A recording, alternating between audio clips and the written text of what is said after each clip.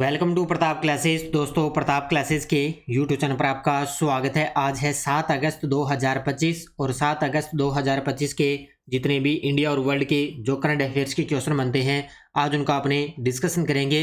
पूरा वीडियो ध्यान से देखना और लास्ट में आपसे क्वेश्चन पूछूंगा जिनके जवाब आपको कमेंट बॉक्स में देना होगा। आज अपने पढ़ेंगे मणिपुर में भारतीय सेना द्वारा ऑपरेशन सहयोग चलाया गया। आईआईटी मद्रास में भारतीय सेना अनुसंधान प्रकोष्ठ अग्निशोध का उद्घाटन किया गया और मौद्रिक नीति समिति की 56वीं बैठक की अध्यक्षता किसने की है, इनकी आज हम चर्चा करेंगे पूरे लेटेस्ट न्यूज़ के साथ। डेली आपको सुबह ये करंट अफेयर्स की क्लास आपको मिलती है और ये class Rajasthan police, UPSC, SSC, RAS, railway, video, कोई भी एग्जाम हो, सभी के लिए ये क्लास आपके लिए रामबाण साबित होगी। तो करते हैं स्टार्ट आज की क्लास। सभी साथी एक बार करेंगे सेशन को लाइक शेयर। सभी साथियों को प्यार भरा नमस्कार, गुड मॉर्निंग। सबसे पहले हम करेंगे कल के क्वेश्चनों को रिवाइज। कल हमने पढ़ा कि भारत ने 2024 में किस देश को पीछे छोड़ते हुए विश्व का 5वां सबसे बड़ा विमानन बाजार बनने का स्थान प्राप्त किया, जापान को पछाड़ा। दीनदयाल पोर्ट प्राधिकरण द्वारा देश का पहला मेक इन इंडिया हरित हाइड्रोजन संयंत्र कहाँ स्थापित, कांडला, गुजरात।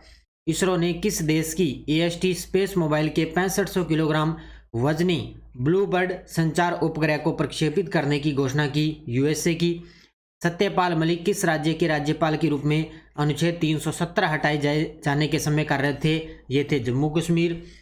अर्धशुष्क उष्णकटिबंधीय क्षेत्रों के लिए अंतर्राष्ट्रीय फसल अनुसंधान संस्थान द्वारा शुरू की गई नई एआई संचालित जलवायु परामर्श सेवा की शुरुआत किस राज्य में की जा रही है, महाराष्ट्र। अखिल भारतीय फुटबॉल महासंघ और फीफा ने देश की पहली फीफा टैलेंट अकादमी लड़कियों के लिए कहां पर शुरू की, हैदराबाद, तेलंगाना। प्रधानमंत्री मोदी की प्रमुख पहल परीक्षा पे चर्चा ने किस श्रेणी में गिनीज वर्ल्ड रिकॉर्ड बनाया, तो 1 महीने के अंदर नागरिक सहभागिता प्लेटफॉर्म पर सबसे अधिक लोगों को पंजीकरण। हाल ही में चर्चा में रही आर कोशी की पुस्तक the rise of A the hitman का संबंध किससे है, रोहित शर्मा से। तो ये थे कल के क्वेश्चनों का रिवाइज हमने कर लिया। ये है अपनी वार्षिक करंट अफेयर्स 2025 की टेस्ट सीरीज, मात्र 50 रुपये के अंदर। इसमें आपको डेली टेस्ट, डेली पीडीएफ मिलती है, वीकली टेस्ट, मंथली टेस्ट और अभी मंथली पीडीएफ भी आपको जुलाई महीने की मिल चुकी है, जिसका प्रिंट निकाल के अच्छे तरीके से आप अध्ययन कर सकते हो। डेली, वीकली, मंथली, लगभग पूरा 2025 का 1 साल का पूरा करंट आपको मिलेगा। जिस प्रकार डेली क्लास आ रही है, वीकली क्लास आ रही है, मंथली क्लास आ रही है, सब कुछ आपको टेस्ट इसके अंदर दिया जाएगा। तो ये आप ज्वाइन कर लेना मात्र 50 रुपये में और पूरे 1 साल का करंट का आपका अभ्यास होता जाएगा। तो करते हैं स्टार्ट आज की क्लास। 7 अगस्त 2025। पहला प्रश्न आपके सामने है गजब का, देखिए। WHO international regulatory cooperation for herbal medicines workshop का आयोजन भारत के किस शहर में किया जाएगा। एक तो WHO है, एक है international regulatory cooperation for herbal medicine यानी कि IRCH। ये 2 संस्थाएं हैं, इन दोनों ने भारत के अंदर वर्कशॉप का आयोजन किया है और वो किस शहर में, गाजियाबाद के अंदर। कहाँ पर किया है, गाजियाबाद के अंदर दोनों ने मिलकर वर्कशॉप का आयोजन भारत के किस शहर में किया, गाजियाबाद। ये देखो आपके सामने दोनों संस्थाएं, एक WHO है और एक है IRCH। अब देखो डिटेल। आयोजन की तिथि 6 से 8 अगस्त 2025। इसका आयोजन अभी चल रहा है, 6 से स्टार्ट हो गया और 8 अगस्त 2025 तक चलेगा। Hotel Fortune district centre Ghaziabad, Bharat के अंदर। आयोजन का उद्देश्य हर्बल मेडिसिन के लिए अंतर्राष्ट्रीय नियामक सहयोग को बढ़ावा देना, यानी कि जो IRCH है उसको बढ़ावा दिया जाएगा। उद्घाटन आयुष मंत्रालय के सचिव वैद्य राजेश कोटेजा और WHO IRCH की चेयरपर्सन डॉक्टर किम सुंग चोल द्वारा इसका उद्घाटन किया जाता है। तो अपने भारत की तरफ से आयुष मंत्रालय के सचिव वैद्य राजेश कोटेचा। इसमें कई देश है वो प्रत्यक्ष रूप से शामिल है, जैसे भूटान है, ब्रुनई है, Cuba, Ghana, Indonesia, Japan, Nepal, Paraguay, Poland, Sri Lanka, Uganda और जिम्बाब्वे ये है। और इसके अलावा ब्राज़ील है, मिस्र है और अमेरिका के प्रतिनिधि ऑनलाइन माध्यम से जुड़ेंगे। यानी कि ये देशों के तो जो प्रत्यक्ष रूप से भाग ले रहे हैं, लेकिन ब्राज़ील, मिस्र और अमेरिका है वो ऑनलाइन माध्यम से इसमें जुड़े हुए हैं। तो इसका आयोजन कहाँ पर किया जा रहा है, गाजियाबाद, भारत के अंदर। 1 अगस्त 2025 को असम राइफल्स और भारतीय वायुसेना ने मिलकर किस संयुक्त राहत अभियान को सफलतापूर्वक अंजाम दिया है। ये देखो आपके सामने तस्वीर में बड़े बड़े ऑपरेशन अभियान चल रहे हैं, जैसे अभी कुछ दिन चला था ऑपरेशन सिंधु है, ऑपरेशन ब्रह्मा है, ऑपरेशन सिंदूर है, ये आपने सब पढ़ा है और एग्जाम में पर्सन फिक्स है, भी आना है। तो 1 अगस्त 2025 को असम राइफल्स और भारतीय वायुसेना ने मिलकर कौन सा अभियान को सफलतापूर्वक अंजाम दिया? वो है ऑपरेशन सहयोग। कौन सा है? ये देखो आपके सामने ऑपरेशन सहयोग। तो ये मणिपुर के अंदर चलाया गया है असम राइफल्स के द्वारा, और भारतीय वायुसेना इन दोनों ने मिलकर ये अभियान चलाया है। तो कौन सा है? ऑपरेशन सहयोग। देखो ऑपरेशन सहयोग संचालन एजेंसियां, एक असम राइफल और एक है भारतीय वायुसेना।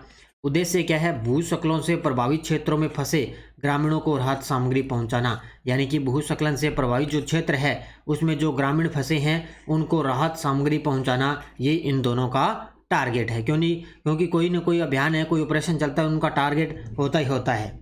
तो प्रभावित क्षेत्र इसमें मणिपुर राज्य का चूराचांदपुर जिला, यह है मणिपुर का प्रभावित क्षेत्र। एक है हैंगलेम उपमंडल के 18 दूरदराज के गांव है, वो इसमें प्रभावित क्षेत्र हैं। तो राष्ट्रीय राजमार्ग 2 पर कई भूस्खलनों के कारण सड़क मार्ग से संपर्क टूट चुका है, और इसमें भारतीय वायुसेना है वो हेलीकॉप्टरों द्वारा हवाई सहायता इनको दे रही है। तो कौन सा ऑपरेशन है? ये ऑपरेशन सहयोग। ध्यान रखना, सीधा याद रखना भी, ऑपरेशन जो सहयोग है वो भूस्खलन से फंसे जो ग्रामीण हैं उनको सहायता प्रदान करना। और ये कौन सा क्षेत्र है? एक तो मणिपुर का क्षेत्र है और एक है हैंगलेम के जो उपमंडल के 18 दूरदराज के जो गांव हैं उनको सहायता उपलब्ध करवाना। तो ये भारतीय वायुसेना के द्वारा हेलीकॉप्टरों के माध्यम से इनको सहायता दी जा रही है। तो ये अच्छे तरीके से पढ़ लेना, ऑपरेशन सहयोग।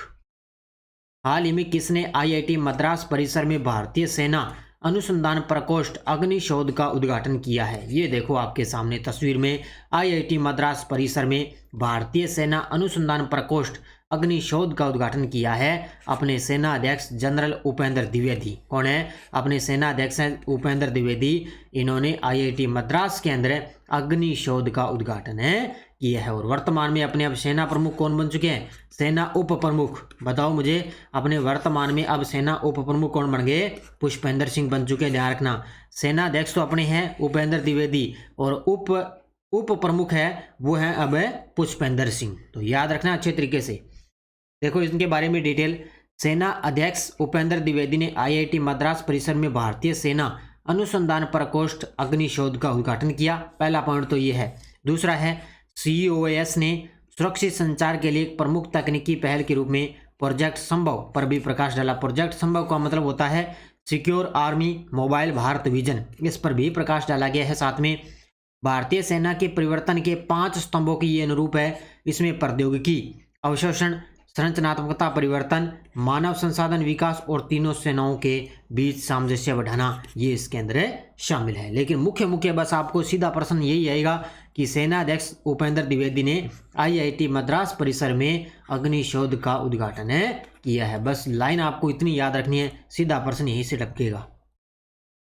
मौद्रिक नीति समिति की 56वीं बैठक की अध्यक्षता किसने की है? तो लगातार ये लगभग 3-4 महीनों से ये बैठक होती रहती है। अभी कुछ दिन पहले मैंने बताया कि 55वीं बैठक हो चुकी है, और अभी की बार मौद्रिक नीति समिति की 56वीं बैठक की अध्यक्षता की है अपने वर्तमान में RBI के जो गवर्नर हैं 26वें संजय मल्होत्रा। इन्होंने 56वीं बैठक की अध्यक्षता करी है, क्योंकि जो RBI का जो गवर्नर होता है ना वो इसकी अध्यक्षता करता ही करता है।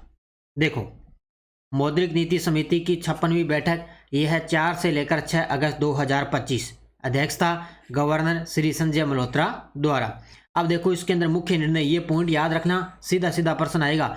इसमें रेपो दर को 5.50% स्तर पर स्थिर रखा गया। ये पर्सन फिक्स है। जो बड़े एग्जाम है ना, रेलवे है, बैंक है, कोई भी ग्रुप डी का आगे एग्जाम होता है, उसमें सीधा ये प्रश्न आता है रेपो दर को कितना रखा गया? तो 5.50%।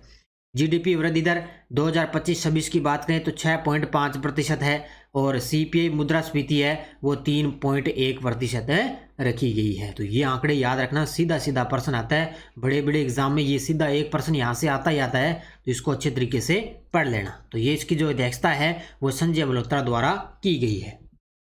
हाल ही में चर्चा में रही सावलकोट जल विद्युत परियोजना किस नदी पर स्थित है? ये देखो आपके सामने तस्वीर में गए हो क्या आप जम्मू कश्मीर के अंदर ही है ये सावलकोट जल विद्युत परियोजना। तो ये कौन सी नदी है? ये है चेनाब नदी। कौन सी नदी है? चेनाब नदी पर सावलकोट जल विद्युत परियोजना स्थित है। अब आपसे जीके में भी ये प्रश्न बनेगा कि सावलकोट जल विद्युत परियोजना कहाँ पर है? चेनाब नदी पर।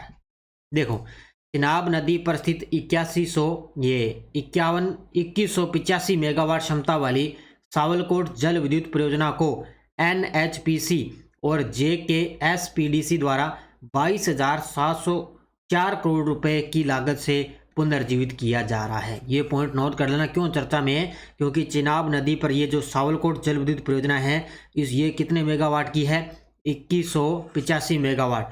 तो ये एक तो NHPC और एक है JKSPDC द्वारा, इन दोनों के द्वारा 22,704 करोड़ रुपए की लागत से इसको पुनर्जीवित किया जा रहा है। क्यों? क्योंकि सावलकोट परियोजना यह परिकल्पना 6 दशक पहले की गई थी, लेकिन सिंधु जल संधि और पर्यावरणीय चिंताओं के कारण रुकी हुई थी। अब पुनर्द्वार के लिए इसको मंजूरी मिल चुकी है, यानी कि इसको दोबारा पुनर्जीवित किया जाएगा। कौन सी? सावलकोट जल विद्युत परियोजना, इसको दोबारा से स्टार्ट किया जाएगा। पहले ये बंद हो चुकी थी, ठीक है। किस कारण? क्योंकि एक तो सिंधु जल संधि हुई थी उसके लिए, और एक है पर्यावरणीय चिंताएं, उनके कारण ये रुकी हुई थी। तो ये अब क्या है? इसको पुनर्जीवित किया जाएगा, इसलिए थोड़ी सी ये जो है परियोजना चर्चा में है। अंतर्देशीय मत्स्य पालन और जलीय कृषि पर सम्मेलन 2025 का आयोजन कहाँ किया है? अंतर्देशीय मत्स्य पालन और जलीय कृषि पर सम्मेलन 2025 का आयोजन कहाँ पर किया गया? इंदौर, मध्य प्रदेश। ध्यान रखना, ऑप्शन नंबर डी कहाँ पर किया गया? इंदौर, मध्य प्रदेश। तो इतना याद रखना है, अंतर्देशीय मत्स्य पालन और जलीय कृषि पर सम्मेलन 2025।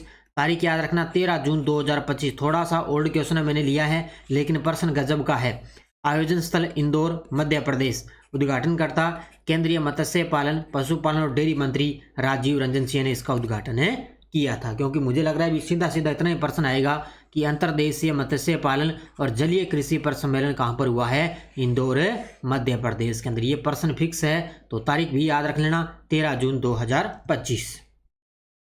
International air transport association IATA की 81वीं वार्षिक बैठक 2025 का आयोजन स्थल क्या है? तो इंटरनेशनल एयर ट्रांसपोर्ट एसोसिएशन की 81वीं वार्षिक बैठक हुई है, और वो ही कहाँ पर है? ये हुई है Bharat Mandapam, Nai Delhi. Option number C, Bharat Mandapam, Nai Delhi के अंदर इसका आयोजन किया जा चुका है। ये देखो आपके सामने प्रधानमंत्री मोदी जी। देखो डिटेल, IATA की 81वीं वार्षिक आम बैठक और विश्व वायु परिवहन शिखर सम्मेलन 2025 का आयोजन हुआ कहाँ पर? भारत मंडपम, नई दिल्ली, 1 से लेकर 3 जून 2025। और इसका मेजबान एयरलाइन है वो है इंडिगो। कौन रहा था? मेजबान एयरलाइन है वो रही थी इंडिगो। भारत का दृष्टिकोण, प्रधानमंत्री मोदी ने भारत के तेजी से बढ़ते विमानन बाजार पर प्रकाश डाला था उस समय। जो ये बैठक हुई थी ना, 81वीं वार्षिक आम बैठक है, इसमें प्रधानमंत्री मोदी जी ने भारत के तेजी से बढ़ते विमानन बाजार पर प्रकाश डाला। उन्होंने कहा कि 2030 तक सालाना 500 मिलियन हवाई यात्रियों को संभालने और 2047 तक देश में हवाई अड्डों की संख्या 157 से बढ़ाकर 400 करने का महत्वाकांक्षी लक्ष्य रखा। यानी कि 2047 तक, मैंने कह दिया ना भी 2047 तक टारगेट है, उससे पहले कोई टारगेट नहीं इनका। कि उन्होंने कहा कि 157 से हवाई अड्डों की संख्या बढ़ाकर 400 की जाएगी। तो याद रखना इसको अच्छे तरीके से। हुई कहाँ पर? भारत मंडपम, नई दिल्ली।